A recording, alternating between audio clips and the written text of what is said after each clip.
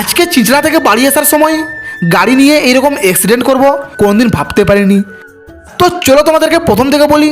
তো বন্ধুরা, আজকে আমাদের স্কুলে ছিল ফুড ফেস্টিভ্যাল মানে খাদ্য মেলা।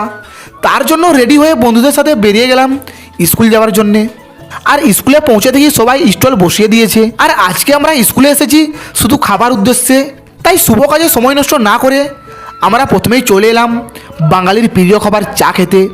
আর এদের স্টল থেকে এক কাপ করে চা নিয়ে চায়ের মধ্যে চুমুক দিলাম। আর ঘুরতে ঘুরতে চলে এলাম এই ভাইদের স্টলে এগ চাউমিন খাবার জন্যে। আর এক প্লেট করে চাউমিন নিয়ে খেতে শুরু করলাম। আর চাউমিনটা খেতে একদম ফাটাফাটি স্বাদ হয়েছিল। তারপরেই চলে এলাম এদের স্টলে গরম গরম ঘুগনি খেতে। আর ঘুগনিটা খেয়ে বুঝতে পারলাম মোটামুটি ভালোই ছিল। তারপরেই চলে এলাম আমার ভাইয়ের স্টলে কাবলি কাবাব খেতে। আর 2 প্লেট কাবলি কাবাব নিয়ে খেতে শুরু করলাম। আর খাওয়ার পর বুঝতে পারলাম যে খেতে জাস্ট অসাধারণ হয়েছিল।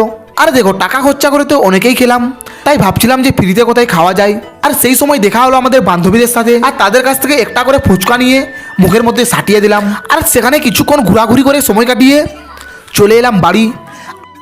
আর রাত হতেই চলে এসেছিলাম চিচড়া আমার বন্ধুর দোকানে বুট নিতে। তোমরা যদি ভালো কোম্পানির বুট নিতে চাও তাহলে আমার বন্ধুর দোকানে আসতে পারো। আর আসার পরেই এ আমাকে বুট দেখাতে শুরু করলো।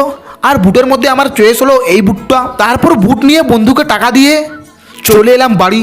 আর বাড়ি আসার সময় হঠাৎ করে গাড়ি স্লিপ করে পড়ে যাই আর এই জিনিসটা ভেঙে যায়। তারপরেই চিচড়ার একটা গ্যারেজে আমরা গাড়িটাকে সারিয়ে বাড়ির পথে রওনা দিলাম। তো আজকের ব্লগটা এখানেই শেষ করছি। Bye bye.